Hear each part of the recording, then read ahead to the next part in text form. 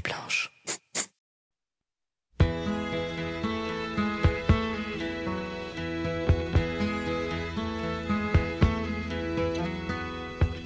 Nobody can tell you there's only one song worth singing.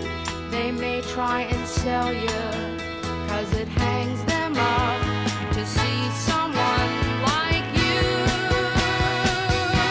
But you've gotta make your own kind of music, sing your own special song, make your own kind of music, even if nobody else sings along.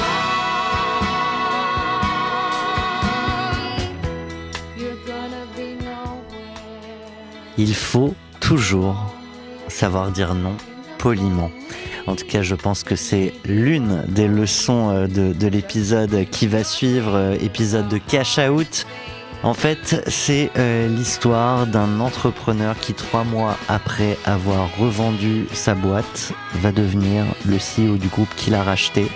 C'est l'histoire d'un entrepreneur qui va revendre une deuxième fois l'entreprise à une des entreprises candidates au rachat au premier coup et qui finalement n'avait pas été retenu. Bref, c'est l'histoire de Domocio côté entreprise, c'est surtout l'histoire d'un entrepreneur, Benoît Praly. Bonjour. Bonjour. Bienvenue. J'ai le plaisir, comme toujours, de retrouver mon compère host fidèle Sacha Doliner pour Neumann. Également Salut Tom. Avec nous, Julien Lemarchand. Bonjour Julien. Je rappelle que tu es team leader digital et banquier corporate chez notre partenaire Neuflis OBC. Bonjour. Et il est donc temps d'ouvrir officiellement le bal de ton cash out, Benoît. Pourquoi ce choix de musique pour te présenter ? Parce que c'est doux, c'est coloré, c'est joyeux. Et c'est moi. Je l'espère. Enfin, je sais pas. Vous me direz si vous me retrouvez là-dedans, mais c'est une musique que j'ai beaucoup écoutée, qui me fait du bien, avec des tonalités douces et un message important, celui de faire sa propre musique. C'est vrai qu'elle fait du bien. Eh ben, on va raconter la petite musique de la session de Domocio et on va même plonger tout de suite le jour J, celui de la signature. Je rappelle juste le montant, si t'es un auditeur fidèle du format, tu sais que c'est pas le premier sujet, en tout cas pas celui sur lequel on s'étale le plus, mais que ça éclaire de comprendre aussi les business, les montants, les valos. C'est une boîte que vous avez vendue 5 fois la RR. Aux alentours de entre 5 et 10 millions, je crois. Exactement.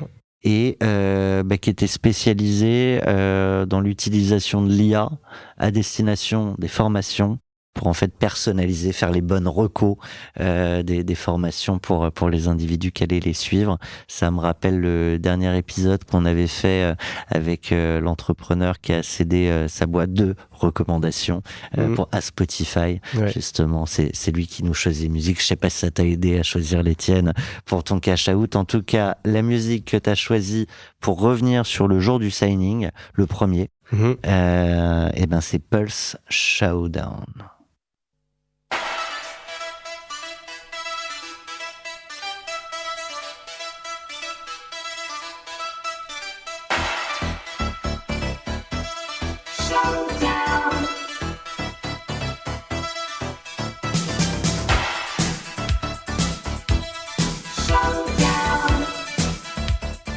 On fait une petite choré.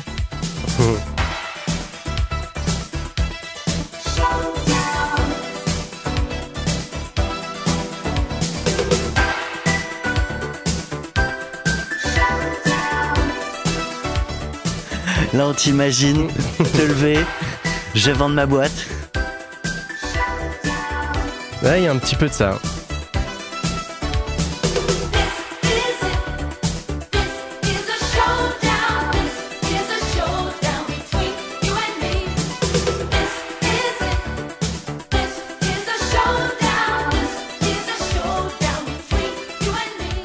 Et alors justement Benoît, elle commence comment cette journée ? Tu te réveilles comment ? Dans quel mindset ? Eh ben déjà... Il va croquer le monde. Non, mais je crois que je me réveille très tard. La signature était prévue autour de midi, et donc je me réveille très tard. C'est-à-dire, j'ai pas du tout mis le réveil comme d'habitude vers 7h15. Là, j'ouvre un œil, il doit être 9h30, il fait beau, je me dis, waouh, il va se passer un truc aujourd'hui. T'as un bon sommeil en général? J'ai un bon sommeil en général. Et ce jour-là particulièrement? T'avais envie quoi, d'arriver particulièrement en forme pour être bien au moment où tu vas poser ou cliquer pour signer Ah, c'est rigolo. C'était en plein été, je me disais, ouais, il va faire chaud, si on fait des photos, il faut que je mette une chemise où on voit pas trop si je transpire et tout. J'étais vraiment plutôt dans ce mood-là. Et puis après, c'est toujours des sortes de cérémonies, c'est-à-dire on est avec des avocats qui nous ouvrent des portes de beaux hôtels. Là, on était du côté du parc Monceau, donc il y a un décorum et c'est super à vivre. Et toi, tu vas le vivre presque 2 fois. Pas tout à fait. Pas tout à fait, parce que la deuxième fois, j'étais pas présent, mais déjà de l'avoir vécu une première fois, et puis je me le souhaite peut-être une deuxième fois plus tard, dans quelques années. Ouais. Une fois qu'on a vendu une boîte, on sait que c'est possible, et ça ouvre peut-être aussi les chakras.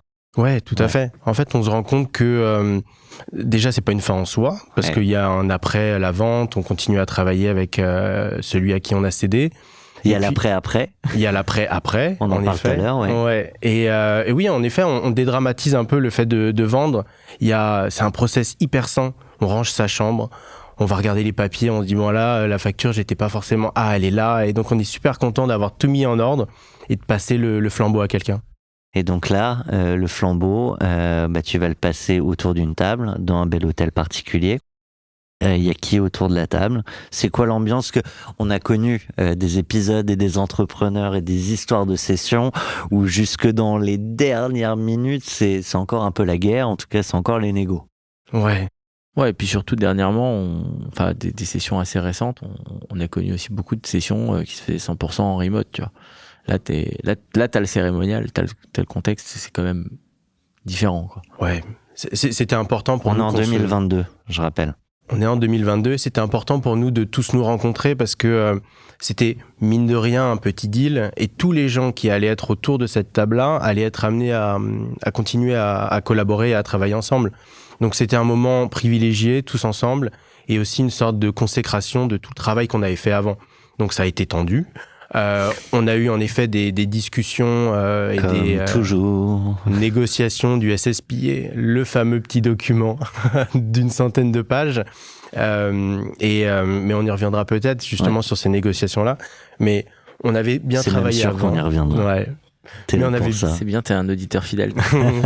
Mais on avait bien travaillé avant, on avait été bien entouré, les bons conseils, et donc le jour de la signature, il a fait beau, on a levé le champagne, on a signé, on s'est tapé dans le dos, on est allé déjeuner, et on s'est séparés.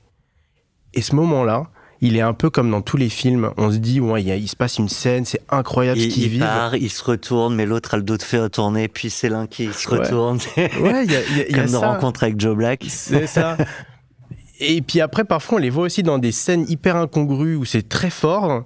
Et puis on coupe et on se dit, non mais après s'être dit ça, ils sont encore les blancs, ils sont encore en train de se regarder, comment ils gèrent la suite, quoi. Ils sortent tout de suite. Donc voilà, il y a ça aussi, c'est-à-dire on sort de la salle, on a signé, j'étais avec mes associés, on se serre la main, on se dit, bon bah ça y est, on l'a fait. Et après, alors justement, là nous on a toutes les caméras et on reste. C'est quoi la suite? Vous quittez là et il se passe quoi? Eh ben un petit moment, un petit peu comme ça, gêné. On avait tout préparé le cérémonial, mais l'après on l'avait pas forcément géré. Et donc là c'est notre banquier qui travaille chez Mazars, Mathieu, qui nous dit bon bah on va déjeuner. Et voilà, donc c'est là, ça a cassé tout le côté un peu waouh, on a fait un truc de fou, et puis on est juste allé déjeuner, j'ai pris un fish and chips, et puis la vie continue. Ouais, tu te sentais comment pendant ce déjeuner? Très aérien. T'as pris un fish? Oui, tu t'es pas dit, allez, je viens de vendre ma boîte, je prends une seule meunière. C'était un fish and chips. C'était un fish and chips. Bon, dans le quartier, c'est le même prix qu'une seule meunière. Oui, mais la seule meunière, c'est meilleur quand même. Oui, c'est vrai. Le référentiel va pas changer du tout au tout une fois qu'on a vendu, et on va peut-être se permettre des choses qu'on se permettait pas avant, mais ça va vraiment être ponctuel. Donc, Tu te sens léger quand même. je me sens léger. Ouais. Et ça change quelque chose. Ça, c'est un sentiment pas rationnel, hyper profond. C'est comment tu le. Et que comment tu tu vis pas ça 100 fois dans Non. une vie d'entrepreneur. Non, c'est-à-dire que t'es dans des négos où c'est dur, c'est pesant, il y a de la pression, etc. Puis avant, t'étais dans la construction, ta boîte, étape par étape, et puis tout d'un coup, C'est ça, on souffle et en fait on se sent aérien parce qu'il y a des poids qui s'enlèvent et qui reviendront plus et on se sent léger parce que C'est quoi, suivre la trésor oh là là, ah ouais, les petites calculatrices là pour se connecter au compte, pour faire les salaires, toutes ces choses là, elles sont plus là. Et puis aussi c'est moi ce qui m'a beaucoup touché, notamment sur la fin, c'est quand on commence une boîte, on fait souvent Fools and Family et Family. C'est quand même assez lourd de leur demander de l'argent. Ouais. Donc Et- quand tu peux leur rendre, Voilà, quand on peut appeler son grand-père qui a mis 1000 euros il y a 8 ans et lui dire qu'il a fait, qu'il va recevoir beaucoup d'argent, ça fait quelque chose. Il comprend pas forcément beaucoup, mais d'où ça vient en tous les cas, mais ça fait quelque chose. Et donc, il y a beaucoup de culpabilité, on en parlait, qui se lève parce que justement, on se représente plein de choses comme devant du temps, de l'argent, de la rentabilité à des gens. Et donc, à ce moment-là, on a sanctionné le fait que ça y est, c'est Ouais. fait. Et le reste, c'est pour j'ai moi. rendu. Exactement. Ouais, j'ai rendu. Ouais. Donc on se sent léger. comme quoi c'est une bonne leçon pour les grands-parents. Il faut investir dans les boîtes de vos petits-enfants parce que... C'est pas ce que j'ai dit. Non, mais c'est bien. Je crois que c'est la première fois qu'on... Qu'on aborde ça, ouais. Ouais. Après, patrimonialement, c'est pas le plus smart. Faut Pourquoi peut-être laisser. Tu peux le filer comme ça et puis laisse ton petit enfant profiter des gains à la fin. Bah après ils en font ce qu'ils veulent, mais en tous les cas ils sont sur le pacte Je trouve ça d'actionnaires. génial de dire j'ai fait gagner de l'argent à mon grand-père. Mm. Ah, ça c'est clair, Ouais. c'est clair. Tu disais auditeur fidèle, je profite juste que j'y pensais. On a plus d'auditeurs sur Cash Out que d'abonnés à notre chaîne YouTube qu'on a lancée. Et c'est un vrai sujet là de monter dans les algos YouTube. C'est deux audiences très différentes. Mais si vous nous entendez, petit appel, il nous manque 400 abonnés pour passer un step et gagner 2-3 trucs de visibilité en plus sur YouTube. Donc on est évidemment preneurs. Je propose qu'on fasse un flashback. Les débuts de l'aventure, on va mieux comprendre ce qu'était Domocio, s'il y a eu des pivots, des problèmes comme souvent, comme des problématiques que vous avez réussi à craquer, comment. Et puis après, on va replonger de fait dans ce qui a intéressé votre preneur. Pour ça, on part avec Sister Sledge, We Are Family.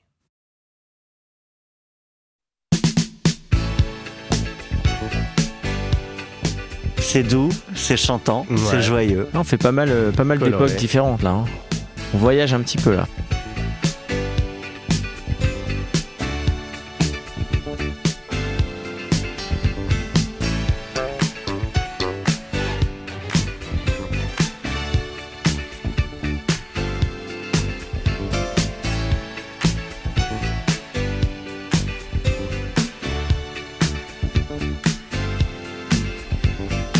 We are family.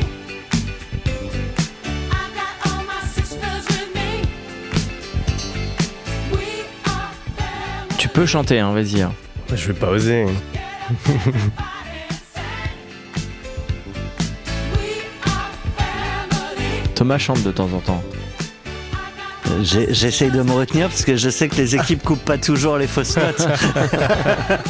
On a de l'autotune ou pas? Get up, everybody say. Everyone can see we're together. Alors à tous mes bien chers frères, mes bien chères sœurs, à nos grands-parents, on va s'intéresser à la famille Domocio. Elle fait du bien cette musique. Elle est rythmée et puis elle me fait du bien.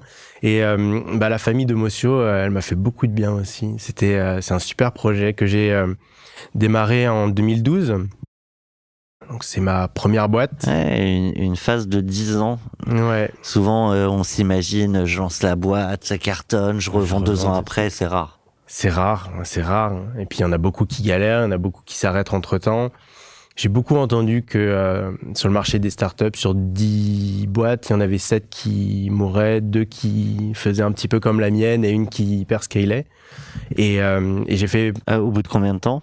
Je sais plus, mais peut-être... Parce que globalement, la grosse phase, c'est les 3 premières années, c'est les plus complexes.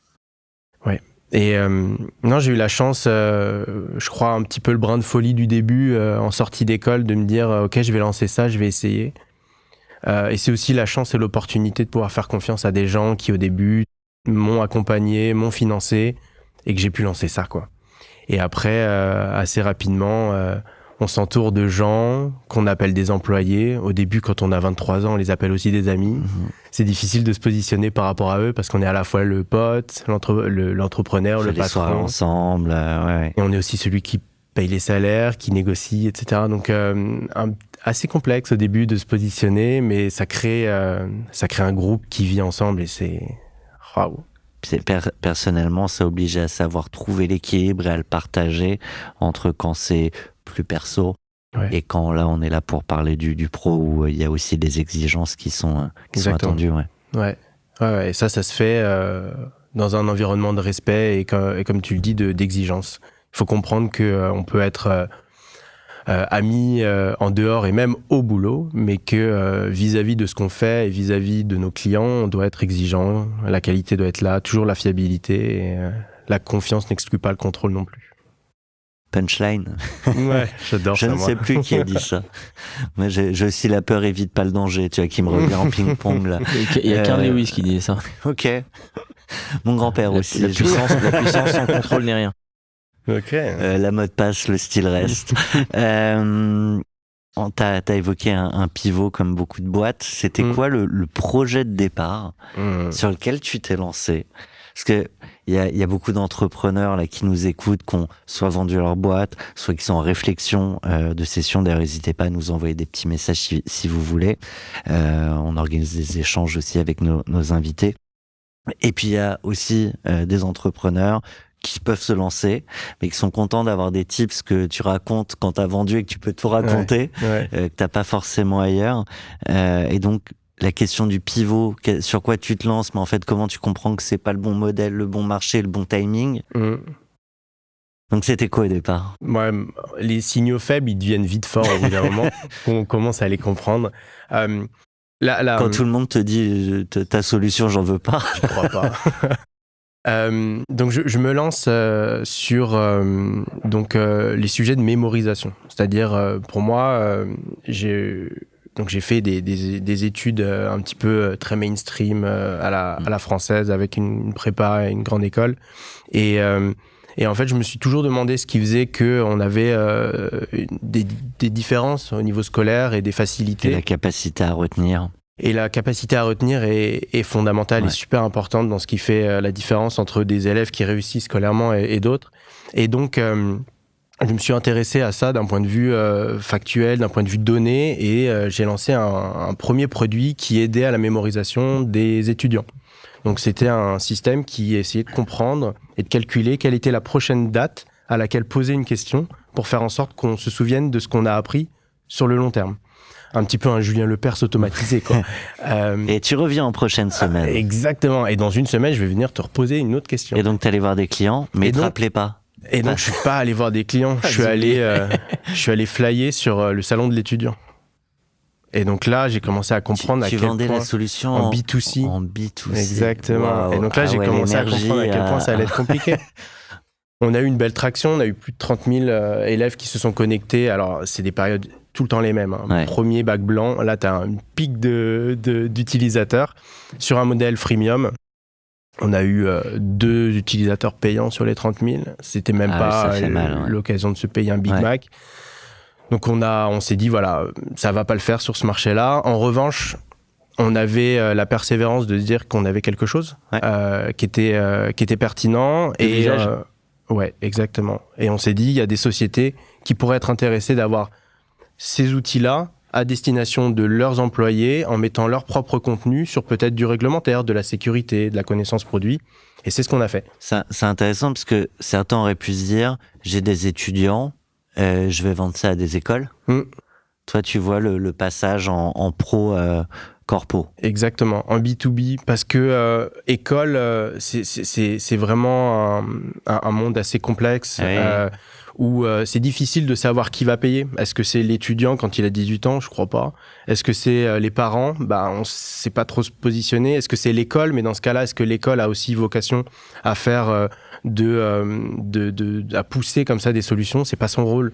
Donc après, il restait peut-être des lycées privés, mais ça restait trop petit. Alors que quand on regarde le monde du corpo, le B2B, les grands comptes, là, c'était plus facile à faire des premières ventes. Le public, c'est compliqué parce que le lycée, c'est la région, je crois, ou un truc comme ça. Exactement. Obligé d'aller convaincre. Parfois, c'est le département, parfois, c'est la région. Ouais, c'est compliqué. Ouais. Et puis, c'est un marché, un client unique. C'est le ministère de l'Éducation nationale. Ouais, bon, après, on a eu quelques boîtes qui bossaient avec les universités, écoles, etc. C'était beaucoup de clients aussi, mais c'est des petits marchés. C'est des petits marchés, des grands volumes, mais des tout petits prix utilisateurs. Ouais. Là où dans le corporate, on a un paradigme qui est différent. Ils savent acheter, ils ont des départements achats, et donc on a basculé dans ce monde du corpo et on a dû se réinventer. Donc lancement 2012, le pivot 2015, avec une petite levée, avec une petite levée de 500 000 € auprès d'un fonds à impact, et après on atteint la rentabilité en 2017. Okay. Donc là, premier champagne. Donc sérieux quoi, parce qu'il n'y a pas beaucoup de boîtes de start-up qui vont chercher la rentabilité. En tout cas à l'époque, c'était pas à la mode. C'était pas trop à la mode, mais je pense que ça dépend aussi beaucoup de l'entrepreneur et de ses conseils et des personnes qui l'entourent. J'ai eu la chance de travailler avec mon père, que j'ai sollicité. Que j'ai sollicité tout au début de l'aventure parce que justement j'avais du mal à imaginer le pivot. Et il m'a beaucoup aidé dans la structuration de l'offre pour justement les corpos. Il venait du monde du conseil, dans les RH, alors ça tombait trop bien. Et il m'a beaucoup aidé, et je pense que on se colore aussi des gens avec qui on travaille et qui on fréquente. Et j'étais pas le produit de la Startup Nation. Je suis pas allé chercher des fonds. J'ai eu une croissance organique, douce, lente, avec des talents que j'ai su recruter et garder longtemps. C'est la clé. Ouais. Dès 2022, la session. En 2021, globalement, vous en êtes où Ouais, vas-y. On a un peu le nez qui coule, hein. On sort du Covid, les yeux qui pleurent, on est fatigué. Ça a été une période très forte pour nous parce que on avait de la trésorerie, on était à l'équilibre, donc on n'a pas fait de chômage partiel. Donc on a tous travaillé et on a très bien bossé parce qu'en fait 2017 on a atteint donc la rentabilité, et en 2019 on prend une décision assez forte qui est on se réinvente notre modèle, parce qu'avant on était pas très start-up dans notre fonctionnement, c'est-à-dire on faisait beaucoup de projets un petit peu de sur-mesure pour les clients, et là on décide d'arrêter ça et de convertir tout vers du modèle produit. Donc on recrute des PM et on fait vraiment toute cette structuration d'une boîte produit en SaaS. Et on exploite le temps qu'on a pendant le Covid, justement, pour monter tout ça, se transformer. Ça a été super à vivre avec tous les collègues, et puis les choses qu'il fallait changer dans nos opérations. Et donc on sort. Donc là, tu as investi pas mal de cash là-dessus. Là, on a investi pas mal de cash. Et là, on sort du Covid, réinventé, réorganisé. On avait quasiment transféré 80% de notre ancien chiffre d'affaires vers du SaaS, donc vers du récurrent. Et donc, le momentum était là. C'est-à-dire, j'étais face à mon miroir et je me disais, bon, Benoît, c'est quoi les prochaines étapes là pour la boîte? Qu'est-ce que tu vends en interne? Qu'est-ce que tu vends en externe? J'étais très attendu de la part de mes clients. Et donc là, je me dis, ok, je pense qu'il y a une prochaine étape à chercher. Est-ce que c'est lever des fonds? Est-ce que c'est me rapprocher de quelqu'un? Est-ce que c'est racheter quelqu'un? Donc voilà, il y avait plein de questions et j'y ai répondu en 2022. Super transition. Sonia, Ouais. j'ai chaud.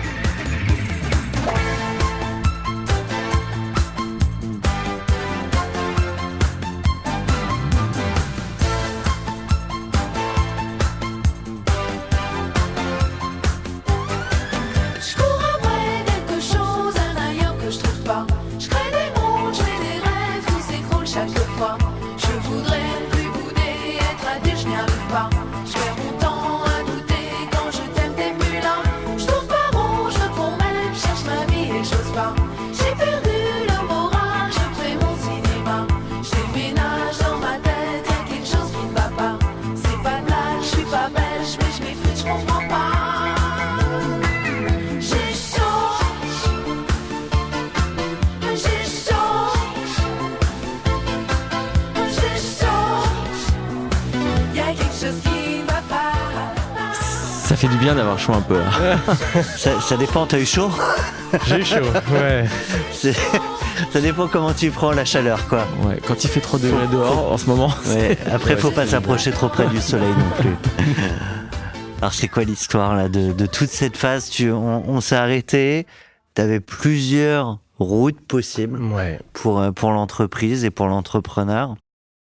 On connaît la fin, t'es dans cash out, mais néanmoins là, dans toute cette phase qui va amener au négo, c'est comment tu tranches ces questions et qu'est-ce qui fait que la reprise devient l'option la plus soit séduisante, mais peut-être du coup la plus complexe, parce Ouais. que t'as eu chaud. Parce que j'ai eu chaud, c'est sûr que on part pour plusieurs mois déjà à faire des rencontres avec les gens qui vont potentiellement nous racheter et ensuite à faire des négociations où à tout moment on se dit mais si je demande ça ils vont arrêter et je vais me retrouver le bec dans l'eau. Donc on a un peu chaud tout au long de ce parcours-là et si je reviens 3 mois avant, la décision de vendre, elle a été réfléchi et pesé par rapport aux autres options. Et comme souvent, je prends un bout de papier et je fais des colonnes et puis je mets les pros et les cons, et les pour, les avantages, contre, quoi, pour et les ouais. contre, merci. Et puis je vais tester un peu. Donc il y avait une des options qui était d'aller lever des fonds. Donc j'ai envoyé à des gens que je connaissais. C'était trois- quoi les pour et contre? Bah déjà c'était l'appétit du marché par rapport à faire une levée dans une boîte et petit disclaimer, on n'était pas très solvable pour un fonds d'investissement parce qu'on avait déjà 8 ans d'exercice et on avait une croissance mais qui n'était pas non plus fulgurante, donc on était sur des valos qui n'étaient pas très hautes et on n'était pas très très sexy. Et les fonds eux-mêmes m'ont dit, tu sais, tu peux aussi imaginer te rapprocher de boîtes de notre portefeuille. Je suis sûr que ça serait un super bon fit. Et en fait, ça s'est un peu fait comme ça. C'est-à-dire que j'ai testé le marché, j'ai testé des fonds d'investissement.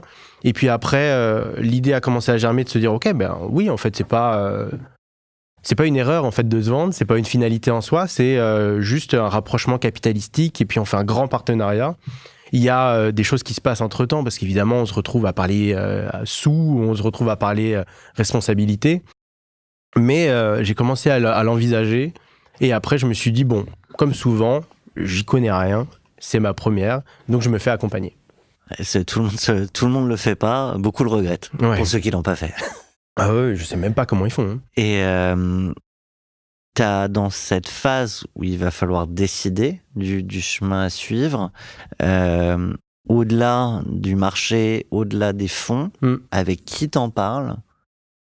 Ouais, bah, quelle bonne question.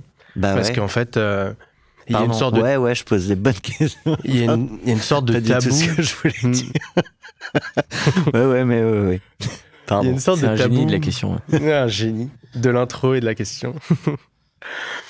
Il y a une sorte de tabou, de culpabilité un peu par rapport aux employés. C'est quand ça commence à devenir vraiment concret, on peut pas leur en parler parce que c'est des discussions qui sont censées être au niveau actionnaire.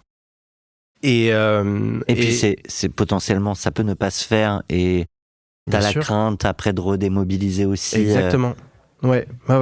Donc ça se fait à huis clos au début entre les fondateurs, avec le board et avec des conseils qu'on peut avoir, des mentors, des gens qu'on a rencontrés et qu'on a envie d'impliquer dans notre décision. Puis après, Combien de fondateurs? 3. 3. Et il y a des plus pour, des plus contre.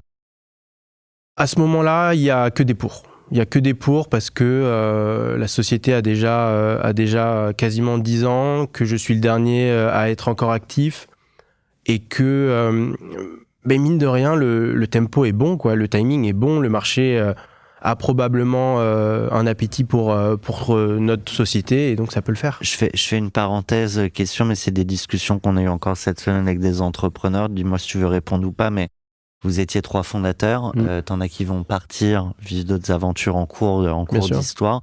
Ça veut dire rediscussion capitalistique ou ça reste... Ouais, les relations entre fondateurs, elles sont vraiment au cœur de la gestion et de la pérennité d'une boîte. C'est sûr que quand un fondateur part, n'est plus opérationnel, on s'attend à avoir des relutions possibles.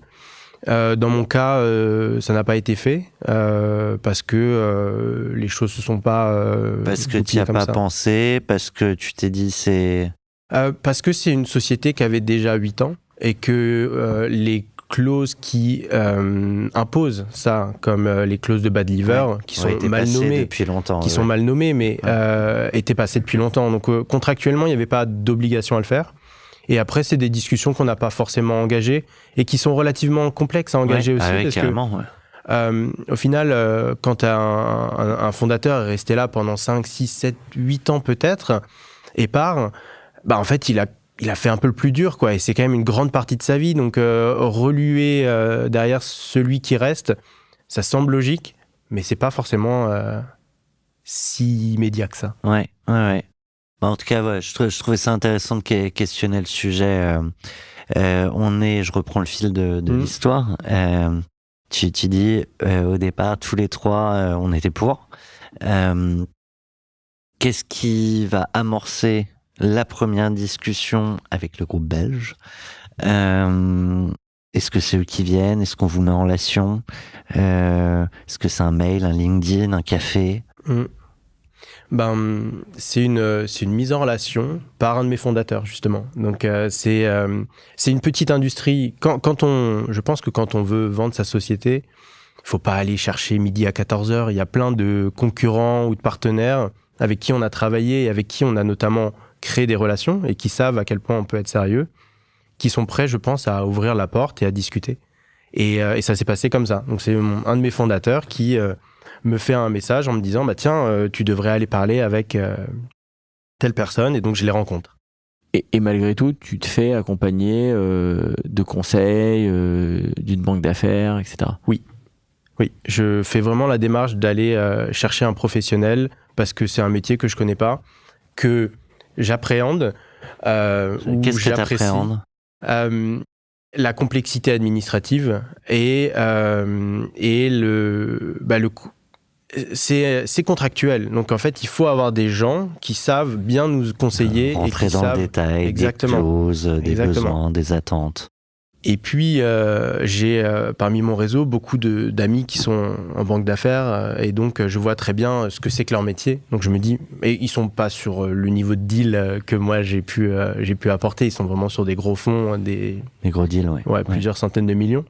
Donc je sonde mon réseau et puis je travaille avec Mathieu de Mazars qui m'amène un cadre hyper sain et qui me fait beaucoup de bien, qui m'explique quelles vont être les grandes phases, qui envoie des lettres de process où tout le monde sait quelles vont être les différentes étapes, ce qui sera attendu et surtout qui m'explique que un process de vente, c'est avant tout une sorte de course de petits chevaux. On part tous sur la même ligne et on essaye de les faire avancer en même temps. Et la gestion du timing. Et la gestion du timing est hyper importante. Ouais. Tu vas rencontrer combien de repreneurs potentiels? Je l'ai dit en intro, il y aura notamment le second repreneur de cette même boîte, Rise Up. Je vais en rencontrer moins de 10, plus de 5. Mais il y avait beaucoup d'intéressés avec des propositions plus ou moins cohérentes. Mais il y avait du monde, notamment parce que je pense qu'on a su créer en 10 ans une marque forte avec beaucoup de clients qui qui sont fiers en fait de travailler avec nous et nous aussi. Donc je pense qu'il y avait vraiment une sorte, on appelle ça de goodwill par rapport à Domocio.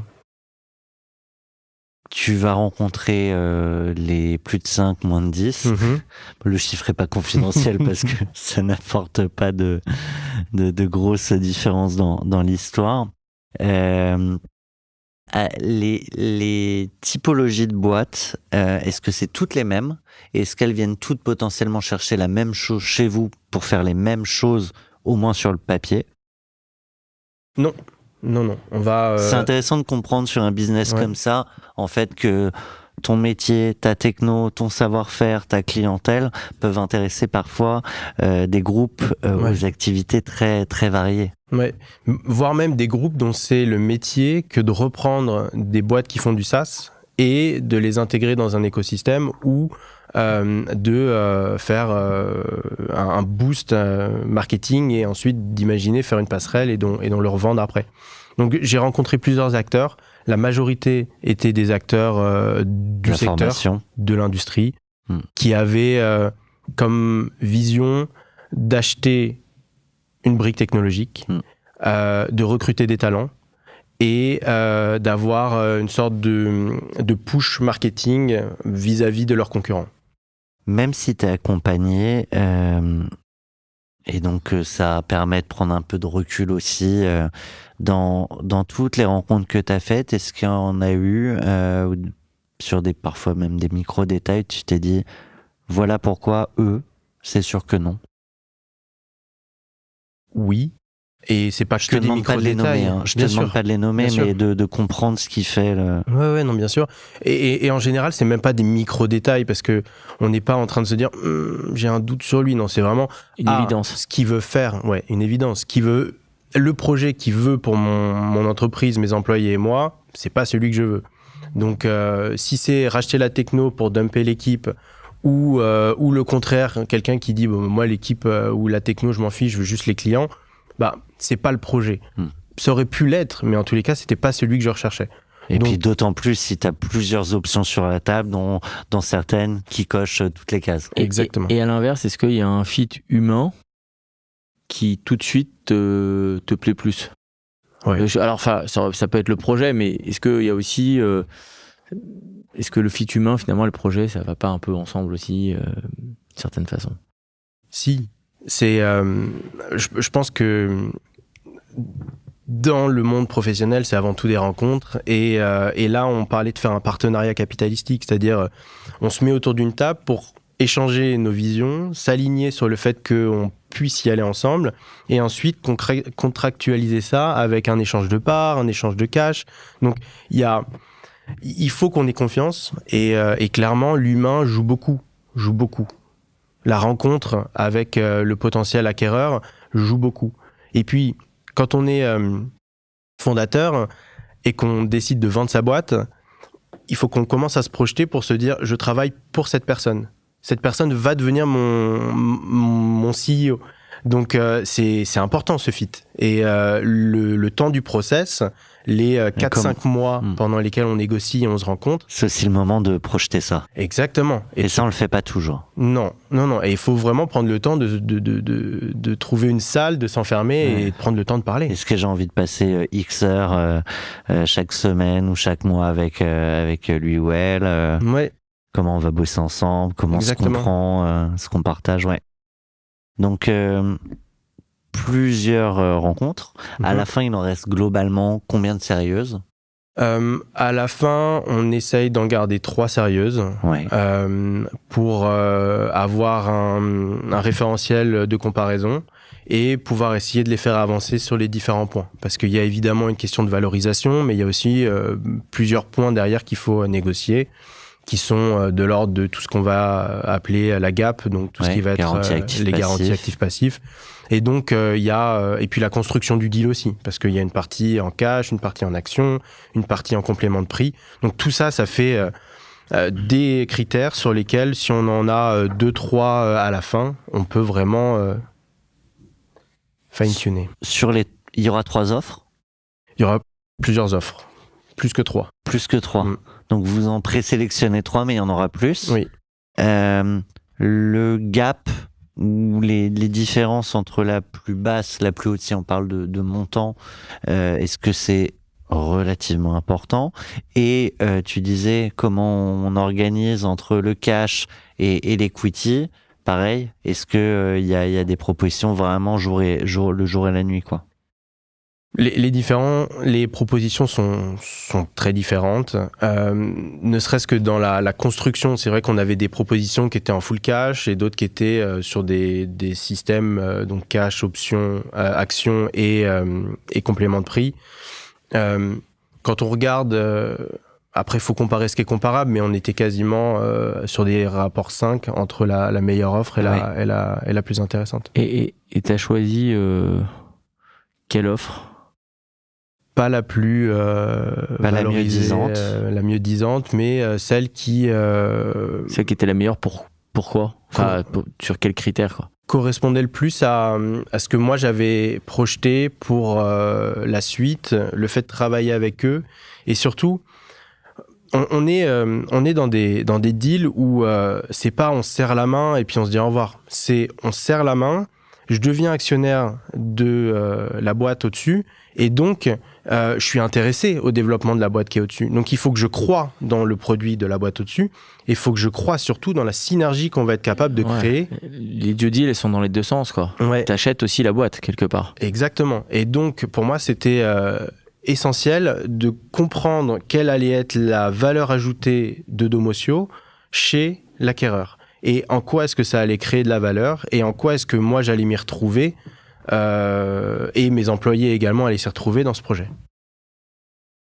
Dans toute cette phase de négo, tu l'as dit, c'était chaud. Il y a des moments forcément de petite tension, parce que chacun a envie d'avancer, tu le disais, ses pions. Si tu refermes les yeux, ou peut-être tu peux les garder ouverts, mais que tu nous remets dedans au moment où tu y es, c'est quoi les sujets sur lesquels on accroche? Et je veux bien que tu nous fasses les scènes. Alors, déjà, l'intérêt d'avoir un conseil, c'est que il y a un intermédiaire. Et qu'on n'est pas en train de se jeter des occasions, de la vaisselle, parce qu'on n'est pas d'accord. On exprime qu'on n'est pas d'accord, et ensuite, on a les conseils qui négocient et qui parlent entre eux. Et c'est un moment assez tendu, parce que dans le cycle de rencontres, on s'est rencontrés, on a parlé, on a échangé notre vision, on comprend qu'on a envie de travailler ensemble, et vient le moment de la formalisation. Et ce moment-là, il est hyper important, parce que formaliser, contractualiser, on le fait quand on s'entend bien, pour le jour où potentiellement on s'entend pas bien. Donc ça nous met dans un mood, dans une ambiance où il faut qu'on se projette sur le pire, alors qu'on n'a qu'une chose, on a envie que d'une chose et de la même, c'est d'y aller, bien sûr. C'est de commencer. Donc c'est toujours un petit peu tendu, et on en arrive, surtout une fois qu'on s'est mis à peu près d'accord sur l'enveloppe globale de la valorisation, c'est dans quelle mesure est-ce que l'on négocie les histoires de garantie actif-passif, les leakages notamment, parce que, alors là c'est peut-être un peu plus technique, mais moi j'ai cédé mon activité avec un complément de prix. Donc j'avais des objectifs associés pour l'année d'après, des objectifs notamment de revenus, et donc je gardais la main sur mon entreprise en tant que directeur général, et celui qui m'avait acheté rentrait en tant que président. Mais tu avais la main sur toutes les manettes pour atteindre tes objectifs. Exactement. Et donc là, il y a eu une négociation autour de ce qu'on appelait les leakages, c'est-à-dire qu'est-ce que je fais du cash de Domotio, comment est-ce que je l'investis, pour m'assurer qu'en fait je restais dans une logique un peu rationnelle de gestion de mon père de famille. Oui, et de la trajectoire qui te permet d'atteindre les objectifs. Parce que ça, c'est important, c'est un point hyper important, parce qu'il y a beaucoup de boîtes qui se font racheter, et pour qui c'est pas forcément hyper défini à l'avance. Qu'est-ce qui va se passer avec ta trésor? Comment tu gères tes investissements dans les prochains mois? Et en fait, tu as des objectifs, mais t'as pas forcément la main sur tout pour pouvoir les réaliser. Et très vite, la boîte qui te rachète, elle avale ton cash, ou en tout cas, elle le mutualise. Et là... c'est exactement ça. Et là, c'est compliqué. Donc ça, c'était des négos assez compliqués. Ça veut dire quoi compliqué? Parce que le sujet, c'est évidemment important de l'avoir en tête, mais ce qui est intéressant aussi, c'est la manière dont on pose les sujets sur la table et comment on arrive à la fin à se mettre d'accord. Déjà, c'est difficile à écrire. C'est des choses qui sont pas faciles à matérialiser. à matérialiser juridiquement, quoi, déjà, pour commencer. Ça finit assez rapidement comme des listes à l'après-vert de choses que j'ai le droit de faire et des montants que j'ai le droit d'investir. Et après, sans autorisation. Sans autorisation. Et après, c'est regarder quelle va être la gouvernance pour m'autoriser à potentiellement le faire. Et c'est là où ça commence à devenir un peu tatillon, parce que ce qu'on veut éviter, c'est de se retrouver dans une situation de blocage où, pour atteindre des objectifs financiers de la boîte sur lesquels sont indexés mes compléments de prix, je vais avoir besoin de faire des investissements. Si je peux pas les faire, les compléments de prix seront probablement pas payés. Donc c'est peut-être au bénéfice du racheteur. Bien sûr. Mais d'un côté, c'est du business en moins. Mais c'est chaud quand même. Ça veut dire que tu dois être hyper bon en business plan.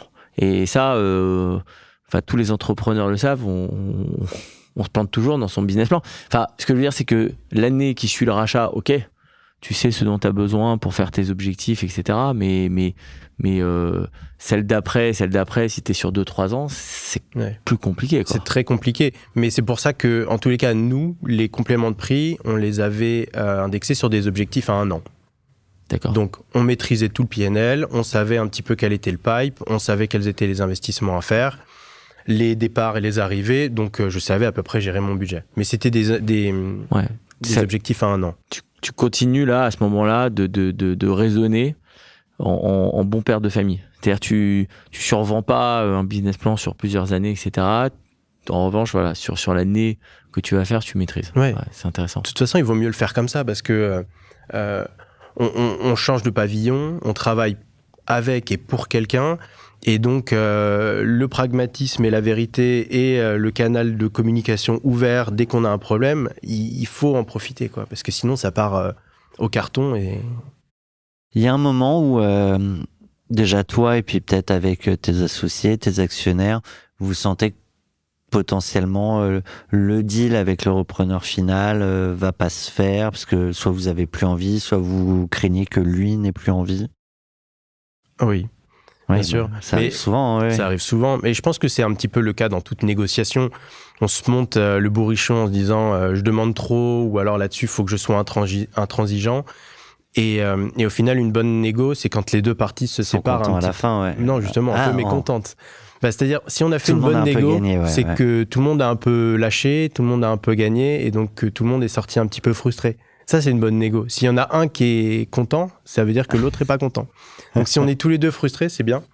Et donc, oui, ça a été sport. Hein. Moi, je me souviens de... Pour vivre heureux, signer frustré, quoi. Peut-être que c'est le secret, en effet, de réussir à se dire les choses. En fait, c'est ce que je t'expliquais tout à l'heure, c'est on arrive avec une énergie folle, on a envie de se lancer dans le projet, mais vient le moment de formaliser, de contractualiser pour le jour où potentiellement ça se passe pas bien, où on doit faire le relevé des compteurs, on est le cadre qui va bien. Et justement, à quel moment le deal risque juste peut-être potentiellement ou affectivement de sauter ? Quand on cristallise sur des tout petits points, des montagnes, et on en fait des caisses, et par rapport à la valo du deal, on se dit mais pourquoi est-ce qu'on s'écharpe là-dessus ? Exemple ? Typiquement, exemple, le fait de reconnaître ou pas des subventions qui vont arriver comme du chiffre d'affaires ou comme un surplus de cash. Voilà, typiquement, un petit montant d'une subvention qui doit tomber, qui est déjà acté en comptabilité, qui doit être reversé en cash. Ça, c'est peanuts par rapport à la valeur du deal, mais c'est important parce que c'est du cash tout de suite. Et puis tu fais pas un multiple sur une subvention non plus. Donc ça, c'est typiquement le genre de petits détails sur lequel on passe des plombes. Et heureusement qu'il y a des conseils au milieu, parce que je me souviens, c'est typiquement le genre de moment où j'étais en train de regarder par la fenêtre des pistes de ski et des gens qui skiaient, un grand ciel bleu, et moi à l'intérieur en train de passer que je fais dans cette galère 1h30 facile à parler en anglais pour essayer d'expliquer en quoi est-ce que ça c'est important. Voilà. Donc oui, il y a des petits moments comme ça qui sont toujours un peu chauds. In fine, ça va être le groupe belge. Le nom m'échappe. MySkillCamp. MySkillCamp, excuse-moi. si on reste sur ce seul repreneur, parce que ce sera le repreneur final, et on pourra peut-être faire une aparté sur le repreneur d'après, qui Oui. était aussi dans les négos, mais on en parle après. Avec eux, humainement, comment ça se passe? Est-ce que c'est le CEO qui vient en France, que vous qui allez les voir? Est-ce que vous allez, pour le coup, de CEO à CEO, pas vous parler? Non, on a beaucoup parlé tout au long du process, avec tous les CEO qui ont fait des propositions, on a beaucoup parlé. Avec le CEO de MySkillCamp notamment, on a vraiment pris le temps de se comprendre. Juste son prénom pour Kevin. A vraiment pris le temps de partager la vision qu'on avait l'un et l'autre pour le marché. Et il y a eu un fit, voilà. Et on a pris le temps de parler et de s'exprimer et de se dire les choses. À quel moment vous allez dire c'est avec toi qu'on part? C'est pas si facile que ça, parce qu'en fait, c'est aussi le jeu de dire on pense qu'on va partir avec toi, mais il faudrait que tu fasses un effort là-dessus. Donc, les subventions. Donc, à quel moment est-ce qu'on se le dit vraiment? Le jour où tu signes. Ouais. Et le patron, pardon, de excuse-moi. De MySkillCamp. Non, de l'autre. Rise Up. De Rise Up. Arnaud. Mm. Comme ça, on projette qui est qui, Kevin d'un côté, Arnaud de l'autre. Avec lui, ça se conclut comment? Je disais l'importance de dire non poliment. Ouais. Eh bien, c'est un process qui se fait dans le respect de toutes les propositions, et il faut comprendre que, comme bien souvent, quand on échange avec des gens, il y a un échange d'attention, et il y a toujours une symétrie en fait de ce qu'on donne. Et quand on démarre un process, c'est pareil. Pour un potentiel acquéreur, c'est de l'argent et du temps. Donc la moindre des choses, c'est de leur donner des documents qui soient fiables, de leur donner de la confiance et de les écouter et de leur dire on vous remercie pour l'offre que vous avez remis. Pour l'intérêt, pour le temps passé. Exactement, mais on sollicite ou on continue à avancer avec un autre repreneur. Donc c'est important de comprendre qu'il y a du temps, de l'énergie et de l'argent qui est investi par les potentiels acquéreurs. Donc il n'est pas fâché au moment où tu lui dis ça poliment. Ouais. Donc il est pas fâché, non. Sa réaction, c'est quoi? Dire bah bon, tant pis. Je me souviens plus, je saurais pas dire. Pas. Ouais, non. Comme il va revenir dans l'histoire après, je trouve ça intéressant de le quitter là pour voir comment on va le retrouver. Et une double question dans tes négos. Est-ce qu'à un moment donné, vraiment, il y a un point de rupture? Il y a un moment donné où, tu vois, en général, c'est souvent vers la fin. Est-ce que au moment où tu dis ça va pas se faire, où il y a un peu parfois un peu de cinéma, j'ai pas l'impression que ce soit trop ton genre, mais où on se lève de table pour arrêter la discussion. Et ma double question, est-ce que en même temps tu te dis quand même, voilà, je reste bien avec tout le monde parce qu'on sait jamais. Même si je lui dis non maintenant, je vais continuer de discuter avec les autres, on sait jamais, peut-être que je vais... Est-ce que déjà à ce moment-là, tu penses à la possibilité de retravailler avec les autres, ou est-ce que c'est juste parce que t'es quelqu'un de poli, t'es quelqu'un de bien? Désolé, c'était long. Je pense que je pense déjà que ça montre l'importance d'avoir un conseil qui est... complémentaire. C'est-à-dire que c'est pas moi qui vais me lever de table, qui vais taper et qui vais dire non mais vous me prenez pour le perdreau de l'année, revoyez ça. Non. Par contre, c'était mon banquier. C'est-à-dire on avait travaillé avant, on s'était dit voilà quel était le panier de négo, voilà comment est-ce qu'on voulait faire les choses, et le côté, la dureté dans la négociation, c'est lui qui la menait. Et dans les négos, tiens, c'est une question que je crois avoir jamais posée, mais quand il y a certains sujets qui sont abordés, vous êtes fixé un cadre bas, un cadre haut, globalement, même s'il n'y a pas vraiment de cadre haut. Vous envoyez des WhatsApp pour dire ça oui, ça non entre vous. Vous en parlez après, une fois que vous êtes sorti, pour revenir derrière. Ouais, c'est beaucoup moins high technologie que ça. On se met d'accord avant entre nous, entre équipes, sur les points qui sont vraiment forts, les points forts pour nous, les points bloquants. On fait une liste de ceux sur lesquels on peut potentiellement lâcher, Et après, on se retrouve avec l'équipe entre guillemets adverse et on fait passer les points. Et quand on a besoin de sortir et de parler, on sort et on parle. Et donc en fait, on a beaucoup utilisé des rooms privés en fait avec. Je crois que c'est vachement important de souligner. C'est hyper important de quand tu pars en égo, en fait, de savoir ce que tu veux, quel est ton objectif ou ta fourchette d'objectifs et de rester là-dedans, quoi. Et je trouve intéressant aussi l'idée d'arriver en sachant déjà ce sur quoi t'es prêt à lâcher. Bien sûr, mais ça quelque part, ça va ensemble. Ouais. Ça fait partie aussi, oui. Oui, qu'est-ce qui est prioritaire? Quels sont les sujets? Quelle est ta fourchette? Et qu'est-ce qui est prioritaire pour toi? Qu'est-ce qui est le plus important? Qu'est-ce qui est deal breaker? Qu'est-ce qui l'est pas? Qu'est-ce qui peut ressembler à une victoire pour l'un sans être une défaite pour toi? Exactement. Ouais. Parce qu'on n'a pas le même référentiel, on n'attend pas la même chose, c'est pas les mêmes priorités qu'on va avoir entre l'acquéreur et le vendeur. Et donc c'est une construction, c'est une sorte de valse qui se fait. Entre les vendeurs aussi, parce que pas tout le monde veut exactement la même chose autour de la table. C'est aussi le rôle du banquier d'arriver à un moment donné à aligner tout le monde. Et donc vous allez finaliser ensemble. Ce sera une valse, mais là c'est Rocketman d'Elton John pour raconter la suite. She packed my bags last night, pre-flight. 0 hour, 9 a.m. And I'm gonna be high as a kite by then.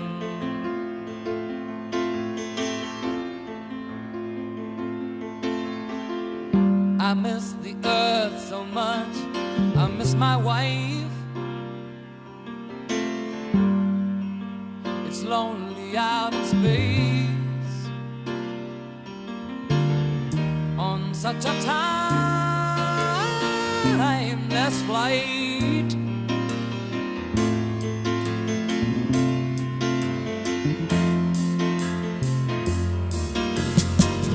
And I think it's gonna be a long, long time till touchdown brings me round again to find I'm not the man they think I am at home. Oh no, no, no, I'm a rocket man, burning out his fuse out of heaven home.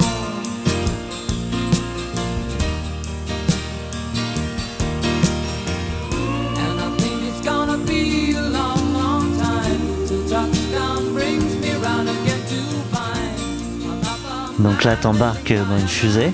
Ouais. T'arrives en mode copilote. Mais 3 mois après, tu prends les rênes de la fusée. Ouais, j'arrive comme membre de l'équipage et c'est une musique que j'ai beaucoup écoutée à ce moment-là parce qu'elle est très calme, elle est très douce et après l'euphorie de la vente, il faut un peu se réinventer. Il y a un modèle à comprendre, il y a le fondateur seul qui fait partie d'une équipe qui doit, c'est bête hein, mais s'intégrer dans un C-level, qui doit comprendre les dynamiques, les politiques internes.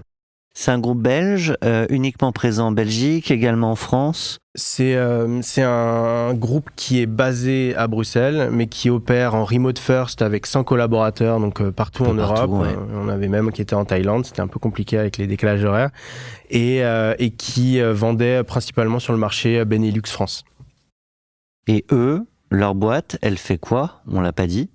Elle fait C'est une le bibliothèque, Netflix, ouais. elle fait un peu le Netflix des contenus de formation, c'est-à-dire c'est une bibliothèque de contenus d'apprentissage en ligne à destination des entreprises. Donc avec les LinkedIn Learnings, Exactement, etc. ouais, les good habits. Donc et en tout fait, cela. tu fais aussi le deal avec ceux qui ont le plus de valeur stratégique pour toi et toi, tu as sûrement aussi beaucoup de valeur stratégique pour eux parce que vous êtes très complémentaires. En fait. Exactement. Nous, avec cette brique technologique où on vient capter de la data et pousser des recommandations de contenu pertinents, on arrive avec un terrain de jeu génial parce qu'on a accès à plein de contenus et plein de données et des référentiels métiers. Et donc, on se dit, on crée la fusée de demain, on a un super produit et un super plan. Donc, tu as toute cette première phase où bah, tu apprends à naviguer dans la navette. Ouais. C'est déjà un moment qui n'est pas toujours simple. Ouais. Comment tu gères tout ça, tout en ayant en tête que tu t'es fixé des objectifs qu'il va falloir atteindre? Ouais. Ouais, ça devient un peu bicéphale. On a toujours la tête de mon ancienne entreprise, donc Domocio. Je gère toujours à ma sauce les employés, le marché, les investissements. Mais je prends une équipe chez MySkillCamp qui est celle de l'équipe produit. Donc avec la mission de stratégiser et d'imaginer le produit de demain et de le mettre en opération. Et donc c'est en effet à avancer à 2 vitesses et essayer de composer avec tout ça. Et comment est-ce que je fais Je prends le temps d'aller rencontrer les uns les autres, de parler avec eux. C'est assez disruptif comme moment. C'est-à-dire, avant, il n'y avait pas Domocio, maintenant, il y a Domocio. Maintenant, on a 25 nouveaux collègues en France qui vivent dans un bureau, là où nous, on est en remote first. Donc, c'est vraiment des vitesses différentes et c'est des gens avec des backgrounds aussi différents. Tu t'es loqué là pour 1 an, enfin garanti. Ouais. C'est l'année des objectifs et des compléments de prix. T'es pas loqué plus longtemps. Non. Et donc tout ce travail de stratégiser le produit de demain, c'est une projection en fait beaucoup plus long terme. Oui. À aucun moment, justement, dans le temps que tu vas passer là-dessus, qui est essentiel et qui fait aussi partie de la synergie que vous avez vendue et dans laquelle tu peux projeter tes équipes, mais tu as aussi des objectifs très court terme à atteindre. Et alors, peut-être qu'ils étaient facilement réalisables, auquel cas la question se pose pas, mais si on est sur des objectifs assez serrés, faudrait que tu sois en fait full concentré sur Domocio. Ouais. C'était des objectifs réalisables, mais pas facilement. Donc il y avait quand même un enjeu de performance. Et en général, ça c'est aussi un moment d'achoppement en termes de négociation. C'est comment est-ce qu'on construit l'atteinte des objectifs. Est-ce que c'est quelque chose de linéaire ? C'est-à-dire si tu fais 50% des objectifs, T'as 50%, ce qu'on avait. Est-ce qu'on fonctionne par palier ? Est-ce qu'on fonctionne en linéaire, mais qu'à partir de 75% ? Donc, vous aviez décidé quoi ? C'est vrai qu'on rentre pas toujours dans ce degré de détail, mais c'est c'est un vrai sujet. On avait décidé quelque chose de linéaire au-dessus d'un certain montant. Donc admettons, pour l'exemple, il faut atteindre 75% pour commencer à avoir 1. Ouais. Et s'il y a 100 qui est récupérable, j'ai 100 à 100% et j'ai quelque chose de linéaire. Donc si je suis à la moitié de 100 et de 75, je suis à 50%.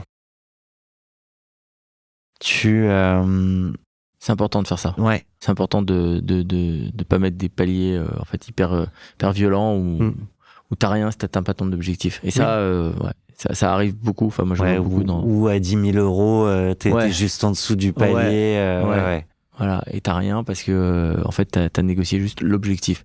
C'est vachement important. Et ça paraît évident, mais il y a beaucoup de deals où à la fin, c'est pas le cas, quoi. Et en fait, dans cette année, il va se passer un truc. Ouais. C'est que, Majeur. je me disais, 3 mois après, en fait, t'es amené à reprendre la direction du groupe. Oui. Ah oui. 3 mois après, donc ça nous amène quelque part. Alors je compte pas l'été parce que pour le coup, en plus c'était l'été post-session, donc j'ai vraiment bien décollé. Pardon. T'as pu prendre des vacances sans te dire. Bien. Ouais. C'est quoi l'expression ? Bien. Déconnecté, voilà. Ouais. J'ai dit décollé, mais déconnecté. Et donc 3 mois après, quelque part en novembre. Les décollages, c'est ça. Mais d'où le décollage quand même.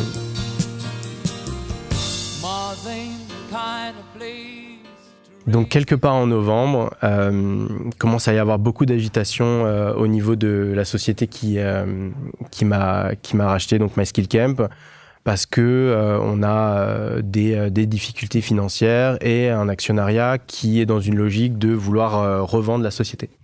Et donc moi, je suis ici dans une situation où j'ai vendu ma boîte à une société qui est dans une logique de revendre ses actifs. Et Domocio fait maintenant partie des actifs de MySkillCamp. Et donc au moment de trouver les forces en présence pour actionner cette stratégie de revendre les assets, les actionnaires se retournent vers moi et vers quelques collègues pour en fait prendre la direction de la boîte avec le mandat pour vendre les assets. J'ai 100 000 questions. Je vais pas toutes les faire d'un coup. Hein. On va prendre le temps. Mais déjà à ce moment-là, au moment où tu comprends que le groupe a des difficultés financières, bah forcément, ça peut impacter le complément de prix. Ouais. Ensuite, il y a le deuxième sujet qui est la relation au CEO et comment tu vas gérer. Alors là, c'est plus personnel, mais vous avez négocié ensemble. Et en fait, lui, de ce que je comprends, il va être amené à partir pour être remplacé par toi. Bref, vas-y, Sacha. Enfin, non, mais je vais te laisser répondre, mais j'ai une question aussi qui rebondit un petit peu là-dessus. Et la relation de confiance aussi, à ce moment-là. Quel est le sentiment aussi, parce que tu te dis, si peu de temps après, la donne, elle a changé, c'est peut-être qu'il y avait des racines quelque part. Et puis le rachat de la boîte que tu as bien négocié a peut-être plombé les comptes. Non. Non, mais il y a quelqu'un. Enfin, ce que je veux dire, c'est que je veux pas te détourner des questions de Thomas qui sont importantes.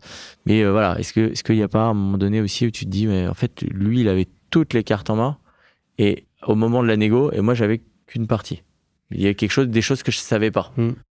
J'ai beaucoup réfléchi. T'as 3 heures. J'ai 3 heures. Écrit une dissertation. Non, j'ai beaucoup réfléchi aussi à pourquoi est-ce que je viendrais prendre la parole ici aujourd'hui. Ouais.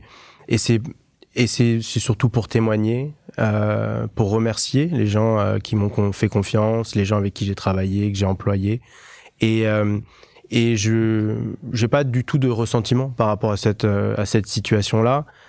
C'était c'est dans la vie des entreprises. Et j'ai vraiment aucun regret par rapport à ce qui s'est passé. Oui, mais là, t'as le recul. Mais est-ce que à ce moment-là,